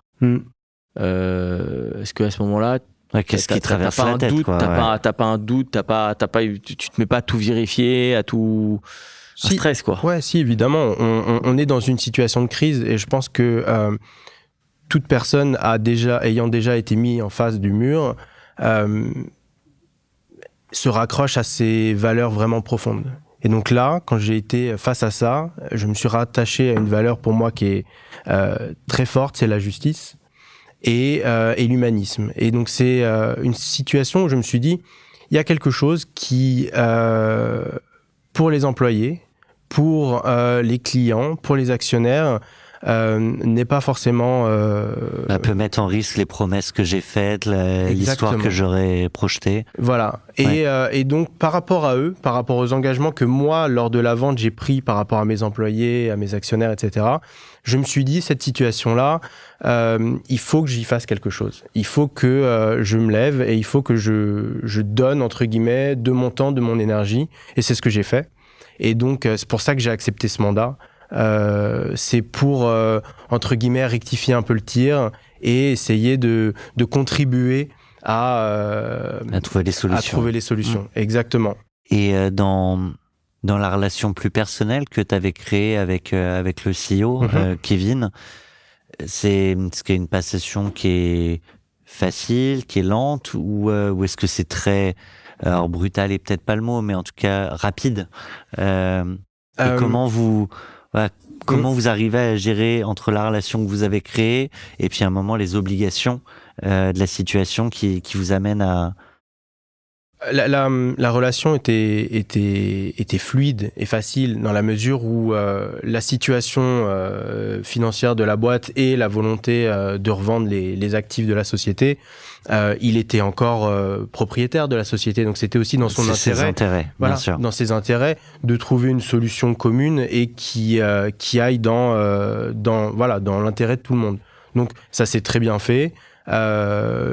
Trouver les informations et essayer de mettre en place un plan, on l'a fait et on l'a tous fait ensemble et on a essayé, et c'est ça qui est beau, c'est-à-dire on est dans un véhicule social où tout le monde est impacté, tout le monde est impliqué et on a tous essayé de choisir. Ouais. On a tous essayé de faire une solution, de trouver une solution. Alors, je fais peut-être l'histoire, la fiction, mais tu penses qu'au moment où ils rachetaient Domocio, et dans les échanges qu'ils ont pu avoir avec toi, ils projetaient le fait que demain, alors peut-être ils projetaient ça à 3 ans, 4 ans, en disant on va l'embarquer en fait dans une aventure et ça pourrait être le successeur, je sais pas si c'est le bon mot, mais du projet groupe. Je saurais pas me mettre Ça dans va leur pas dire. tête et je saurais pas Non, mais dire. vous en avez pas parlé. Voilà. Non, j'en ai pas parlé. Quand on parlait de faire des projections et des projets avec les différents acquéreurs, on avait toujours ces discussions-là d'entrepreneur à entrepreneur, c'est-à-dire c'est quoi ton plan, toi t'y es pour combien de temps. Moi, ce qui est sûr, c'est que quand j'ai choisi les projets, j'ai choisi des projets où 366 jours après, j'étais pas en train de mettre madame. C'était pas l'objectif, c'était pas fin de lock-up de partir à Mais tout par prix. contre, tu avais la possibilité de partir si tu le souhaitais. Si je le souhaitais, exactement. Mais je voulais m'intégrer dans le long terme. Et donc là, quelque part, tu rajoutes un peu une corde à ton arc d'entrepreneur, parce que jusqu'à ce moment-là, bon, t'as vécu une vie d'entrepreneur où t'as géré les choses plutôt en bon père de famille, avec des hauts et des bas, et des moments plus ou moins faciles, comme tous les entrepreneurs. Mais là, tu te retrouves, toi, à porter une situation distress, quoi. Je sais si t'es d'accord pour qu'on l'appelle comme ça, quoi. Et là, c'est un autre sport, quoi. Et là, ça clignote de Il y a tout qui partout. clignote. Ouais. Le changement de référentiel est super fort parce que déjà, j'ai vendu ma boîte. Donc, il faut que je me réinvente dans un modèle différent. C'est-à-dire, il faut que je me réinvente sans être le CEO, mais en étant salarié. Et ensuite, en effet, il faut que je me réinvente puisque je passe d'un périmètre où j'ai 20-25 collaborateurs à un périmètre où j'en ai 100.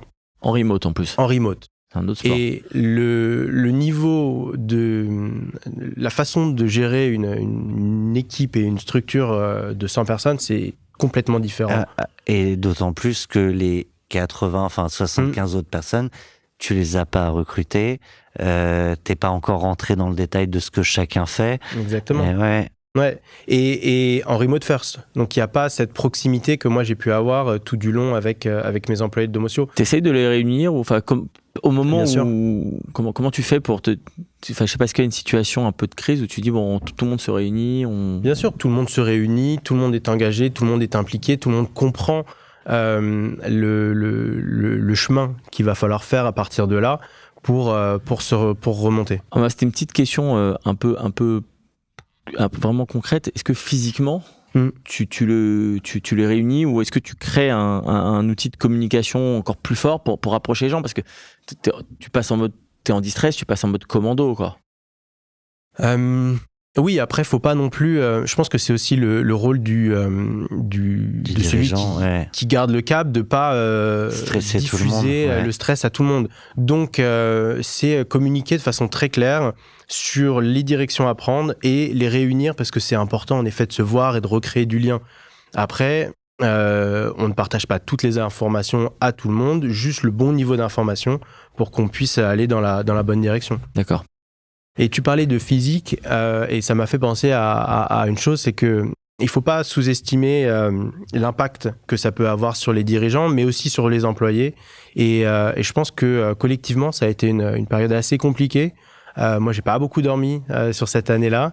Et là, maintenant, voilà, on prend un peu de recul et on respire un peu mieux. Ouais, parce qu'en plus, tu étais en 24 heures sur 24, quoi. Tu avais des employés en Thaïlande. Ah ben non, ils se mettaient dans nos horaires. Ouais. D'accord. Donc tu prends les rênes là avec un objectif, revendre, principalement pour tenir les engagements que t'avais fait vis-à-vis de toutes les parties prenantes que tu as évoquées tout à l'heure, les collaborateurs, les clients, les actionnaires, parce que t'as plus de billes dans la boîte. Et tu vas mener les discussions pour finalement revendre à nouveau ta boîte, celle que tu avais créée, à, je le disais tout à l'heure, l'un des repreneurs potentiels, mais qui n'aura pas été choisi. Ouais, tout à fait. Alors, j'ai pas vraiment l'idée, les discussions, je les ai plutôt accompagnées dans une deuxième phase. Mais Alors, oui, en effet. Qui les lead? Un relais. Alors, c'était au niveau de l'actionnariat et la personne à qui j'ai, en partant fin décembre, laissé le tablier, qui a fait ça avec brio et qui a conduit les négociations. Parce que tu es quand même à la tête du groupe Mhm. à ce moment-là. En l'occurrence, Domotio, tu l'as créé. Alors même si tu avais commencé déjà à évoquer avec, j'ai oublié son prénom, pas Kevin, avec Arnaud. Avec Arnaud. Vous aviez projeté les possibles. Donc il y a beaucoup de choses que tu n'es pas obligé de te redire. Mais néanmoins, le fait de plus du tout être dans les négociations, comment tu le vis, quoi, aussi bêtement que ça? Eh ben, je fais confiance. Et puis, certes, c'était ma boîte et c'est moi qui l'ai créée, mais il s'est passé quelque chose déjà en juillet 2022. C'est-à-dire, je l'ai déjà vendue. Donc, à ce stade-là, elle appartient tout autant à ceux qui l'ont rachetée qu'un peu à moi, qu'un peu beaucoup même aux employés. Et donc, j'ai pas ce sentiment de paternité, de contrôle vis-à-vis du deuxième process qui s'est mené peut-être avec mon support, mais surtout entre personnes qui étaient impliquées. Après, la question, c'est toujours la valeur que tu mets dans la vision de l'entrepreneur et sa connaissance du background, Bien du sûr. marché, etc., pour réembarquer dans de nouvelles synergies avec un nouveau repreneur. Au-delà de l'affection que tu peux avoir pour ce que tu as créé, mais même sur le fait de mettre de la valeur au deal qui va se faire. Oui, bah là, pour le coup, c'est sûr que le CEO, celui qui a lancé et qui connaît l'écosystème, qui a le réseau, c'est un plus. Mais si l'entrepreneur a bien fait son boulot, il s'est entouré des bonnes personnes. Et en l'occurrence, je me suis entouré des bonnes personnes. Et les personnes qui y travaillent encore aujourd'hui ont autant de connaissances que moi. Et ces personnes, tu vas leur dire au revoir le jour où tu vas sortir de l'entreprise, des bureaux, pour la dernière fois. Ce jour-là, qu'est-ce qui se passe? Qu'est-ce qui trotte? J'ai fait le job. Salut les gars, merci, bravo. Mais je pars serein, ou je pars avec une forme de nostalgie et avec tous les doutes qui peuvent accompagner la suite d'une aventure où rien n'est écrit. Ouais, un peu tout en même temps. Il y a une sorte de deuil qui se fait parce que on a le projet Domotio a fait partie de moi pendant 10 ans. Donc, comment est-ce que je me réinvente après sans ce projet-là? Comment est-ce que je me projette par rapport au métier au travail, en CDI, avec un nouveau projet, en freelance? Donc, c'est des questions qui étaient un peu sous-jacentes au moment où je suis parti. Et qui ont mis du temps à maturer. J'ai mis du temps à trouver la réponse. Et le départ, le dernier jour du bureau, je m'en souviens très bien. C'est beaucoup de nostalgie et une difficulté à couper. Et je remercie énormément mes anciens employés, mes amis, mes collègues qui ont organisé pour moi mon pot de départ. J'ai pas osé.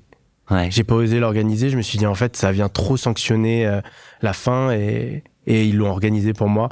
Peut-être bien 2-3 mois après, hein, vraiment. Ils se sont dit, bon, quand est-ce qu'on fait la fête, Benoît? Ouais. Et ils l'ont organisé et c'est des petites étapes comme ça paraît peu, mais c'est des... Non, mais c'est où des... tu sais que tu as construit un bout de l'aventure avec des gens et tu es content de pouvoir matérialiser Exactement. ça dans un au revoir. Ouais, et l'opportunité de m'exprimer avec vous aujourd'hui, c'était aussi ça. Ça faisait partie d'un des chapitres pour moi que je pouvais tourner. L'occasion de remercier aussi tous mes employés, mes clients, mes investisseurs, ceux qui m'ont racheté chez MySkillCount. On les cite pas tous. Hein. Ah non, ça va être long. Mais j'en connais qui ont les remerciements je sais pas à qui tu fais référence. en mode Oscar. Les parents. Exactement. Donc ce jour-là, juste tu pars, t'as ce sentiment de deuil et puis je pense de sentiments accomplis et puis de projection pour la suite. Et la suite, cette transition, un peu bancale, mais cette suite, on en parle tout de suite. avec F The Disco de Kavis, c'est ça? Exactement. On va danser un peu.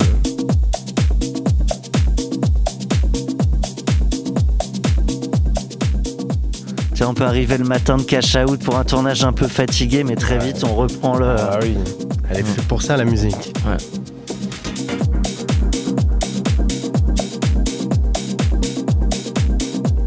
Donc si vous courez pendant que vous écoutez Cash Out, Accélère, c'est la fin de séance, on travaille le cardio à fond, on Surtout que accélère. ça va partir là. Hein. Alors pour ceux qui sont en x1,5 ou x2, Ouais. ça fait mal là. Ouais. On contrôle les BPM quand même.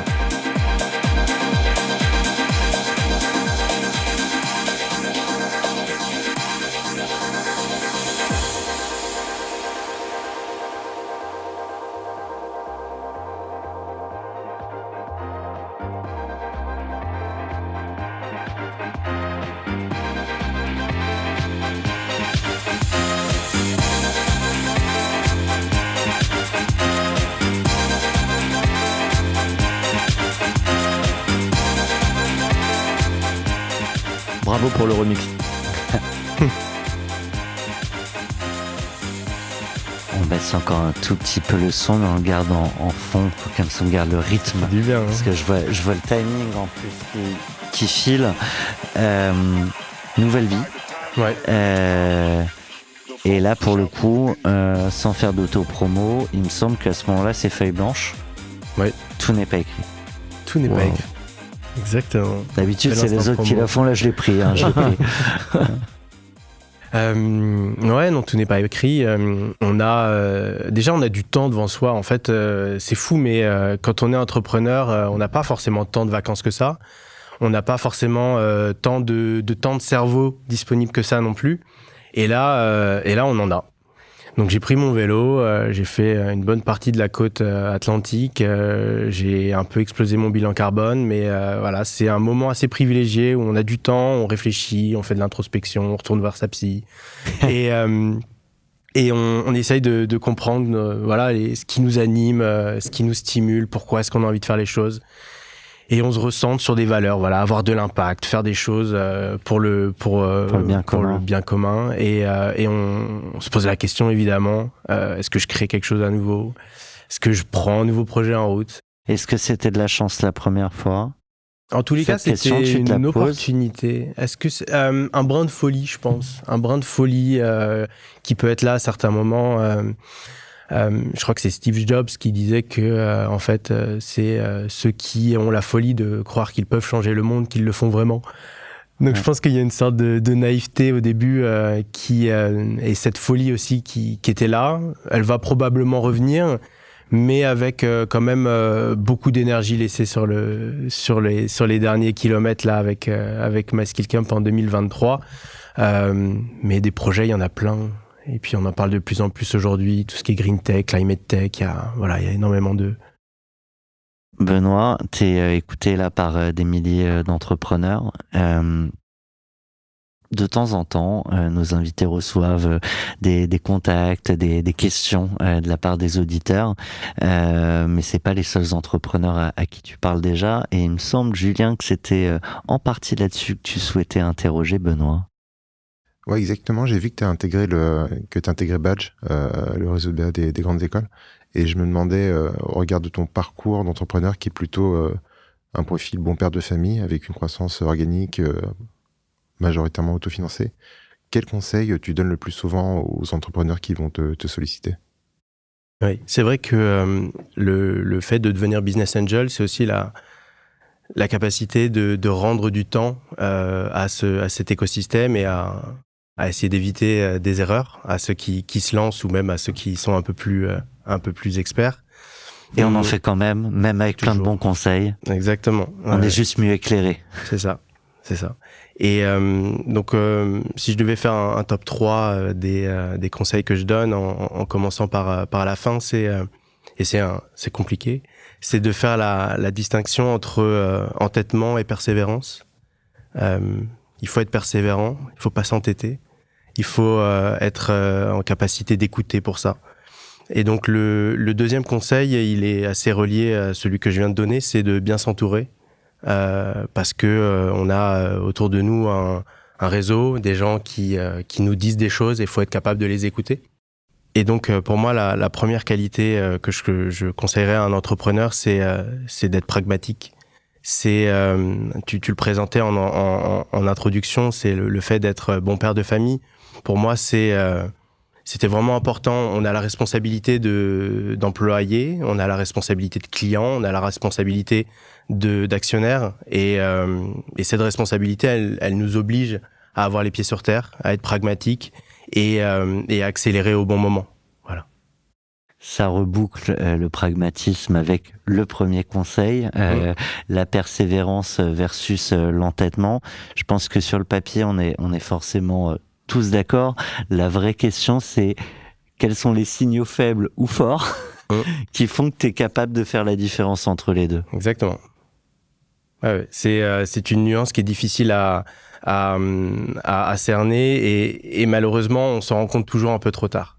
Mais ce qui est important, c'est pas de rester dans l'immobilisme et c'est toujours se remettre en question et être capable de prendre la décision. Même si c'est un peu trop tard, il vaut mieux un peu trop tard que beaucoup trop tard.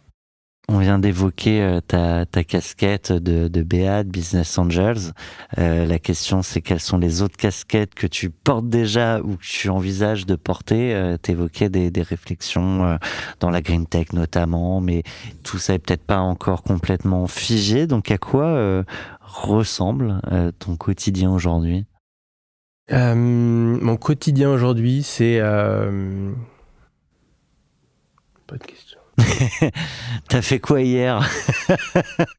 Mon quotidien aujourd'hui, c'est de rencontrer des gens. En fait, je me suis rendu compte que, en 10 ans, en fait, on rencontre beaucoup de gens, on crée des relations avec beaucoup de gens, et on est à un texto de distance, en fait, de les revoir et d'expliquer le parcours et de s'enrichir. Et je pense que le parcours d'entrepreneur, pour ça, il est très précieux. C'est que les gens nous donnent beaucoup de crédit. Et c'est assez facile de voir les gens. Et il faut en profiter à fond. Et donc là, je revois mes investisseurs, je revois des anciens clients, je parle avec des anciens partenaires. Et en fait, le fait de prendre ce temps-là, il est super précieux aussi pour moi pour comprendre comment est-ce que je pourrais avoir à nouveau de l'impact. Parce qu'il y a quand même quelque chose qu'il faut dire, c'est que quand on quitte une boîte, en tant qu'entrepreneur CEO, s'imaginer revenir dans un mode salariat, c'est pas facile parce que en fait, ce qui est pas facile, c'est d'imaginer où est-ce qu'on peut mettre nos compétences dans une organisation déjà faite. Le CEO, il est déjà là. Et puis généralement, t'as plusieurs cordes à ton arc, mais toutes sont pas aiguisées à fond non plus. Exactement. Voilà, des si quelque chose, il y en a plein. Je peux en faire plein, mais lequel est-ce que je vais être vraiment pour lequel je vais être le meilleur? Donc c'est surtout... C'est beaucoup de questionnements en fait cette période. Enfin, je trouve que c'est... Alors c'est pas les mêmes impacts au quotidien, mais pour moi c'est globalement tu vis la même chose que si t'as planté ta boîte, avec d'autres questionnements peut-être en moins, mais globalement c'est la feuille blanche, c'est la page blanche, c'est toutes les voies possibles, en même temps laquelle je choisis, des questions très personnelles sur ses atouts, ses forces, ses faiblesses, bilan de compétences. Ouais, mais ce que t'es prêt à faire, ce que t'es prêt à ce que t'es pas prêt à refaire. Exactement. En y ajoutant la dimension bilan de vie aussi. Vie pro, vie perso.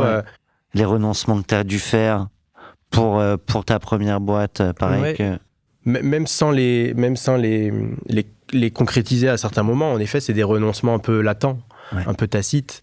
Et donc là, s'imaginer devenir papa, par exemple. Oh, attends, c'est marrant, il y a eu un blanc, alors, soit vous êtes sur YouTube et vous voyez le regard qui... Oh, soit vous avez eu un gros blanc et c'était pas un problème de montage de l'équipe, hein. Bah oui, évidemment, c'est un moment où tu peux avoir plus de temps pour tes proches, pas que pour une famille, mais aussi pour tes amis. Tu t'es fait une petite folie, un petit plaisir quand même personnel pour fêter, célébrer un moment et matérialiser le fait que tu avais vendu ta boîte? Je suis même pas sûr. Franchement, les gens autour de moi, oui. ont eu des attentions et m'ont aidé à... m'ont montré qu'il s'était passé quelque chose. Après, c'est vrai que le référentiel de vie change pas du tout au tout le jour où on a vendu. Et moi, j'ai jamais été tu très changes fort pas dans la parce que t'as célébration. vendu, ouais. Non, je change pas, je suis le même. J'ai peut-être fait un bon resto, peut-être un étoilé, mais La seule franchement, manière. Ouais, c'est ça, manger. Non, franchement, il y a pas grand-chose qui a changé. J'ai pas changé d'amis, j'ai pas changé de famille. Ce serait triste. Hein. Ouais, je sais. Bon, Est-ce que ouais. tu t'es fait un cadeau? Les gars, Est-ce que je me suis fait un cadeau? Un abonnement à la salle d'escalade. parce que t'as du temps. Parce que j'ai du temps. C'est ça le cadeau, Ouais. c'est de s'offrir du temps. Ouais. Très bonne réponse. En fait, en vendant ma boîte, je me suis offert de la légèreté à un moment donné et la capacité à me réinventer et à prendre du recul. Ouais. Et en effet, c'est précieux. Est-ce que tu t'es aussi fixé un temps, alors qui peut être un peu malléable, mais tu as l'idée de se dire à telle date, il faut quand même que j'ai choisi au moins une voie ou au moins que j'ai lancé un projet X ou Y, quelle que soit la fonction que j'y occupe, mais toi, pour te dire, allez, je me laisse du temps, j'explore, je rencontre plein de monde, mais à un moment, par contre, et puis c'est peut-être aussi en projection, tu dis devenir papa, mais quelle est l'image aussi que tu as envie de partager, de montrer à tes enfants? Ouais. Est-ce que c'est un papa qui est toujours là, ou est-ce que c'est un papa qui est là, mais qui fait aussi encore des choses? Ça veut pas dire que t'as rien fait, mais ton gamin, Ouais, il verra bien sûr. pas tout ce que t'as fait avant. Ouais. Il le saura, Ouais. mais il le projettera pas. Ah, c'est la question du BP à 5 ans, quoi. Là, qu'on pose, hein. Ouais. Ouais. et tu peux nous dire ce que tu veux, on sait que ce sera peut-être pas ça. Hein, mais... Je sais qu'en tous les cas, j'ai pas une horloge là où je me dis au 23 avril prochain, il faut que j'ai trouvé quelque chose. En revanche, il y a quand même une sorte de petite horloge interne. Il y a ce besoin d'être stimulé, il y a ce besoin de retrouver quelque chose, de retrouver un élan d'équipe, un véhicule social, cette volonté de retrouver un peu le monde de l'entreprise. Et donc ça arrive. Là, clairement, je commence à être démangé. Et donc, j'ai envie de retrouver un projet, en effet, ouais. Eh ben écoute, nous on aura plaisir de te retrouver pour en parler, pour avoir la suite de l'aventure. En tout cas, un grand merci pour le partage. Avec plaisir. Et merci à toi Sacha, comme d'hab, d'être là. Merci à Julien, merci à notre partenaire, merci à vous toutes et tous qui nous suivez, qui nous faites vos retours. Je le redis de temps en temps, mais à chaque fois que vous nous envoyez vos retours sur tel ou tel épisode, des demandes en mise en relation, on est heureux de le faire. Et je voulais juste qu'on conclue officiellement, comme je connais pas la dernière musique que tu as choisie, j'ai préféré parler avant, parce que parfois on peut pas parler pendant, mais pour matérialiser comment tu as fêté le deal. Donc ça, j'imagine, c'est le moment où tu as fêté ça avec les équipes. Avec les équipes, Ouais. avec les amis. Ouais. Ouais. Un grand merci Benoît pour ton témoignage. Merci à vous deux. On envoie Bibi Flash, Ça va Is- danser encore. histoire d'un soir, histoire d'une vie, Mm. au moins d'une partie, d'une décennie.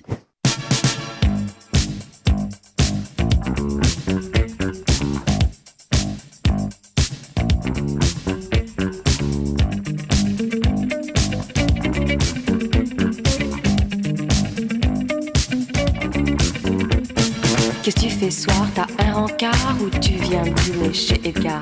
On s'est d'accord, tu me rappelles. Si je suis pas là, je suis chez Christelle. Si à 20h je t'ai pas rappelé, considère que c'est rappelé. Si tu veux me joindre vers les 2h, je serai au privé jusqu'à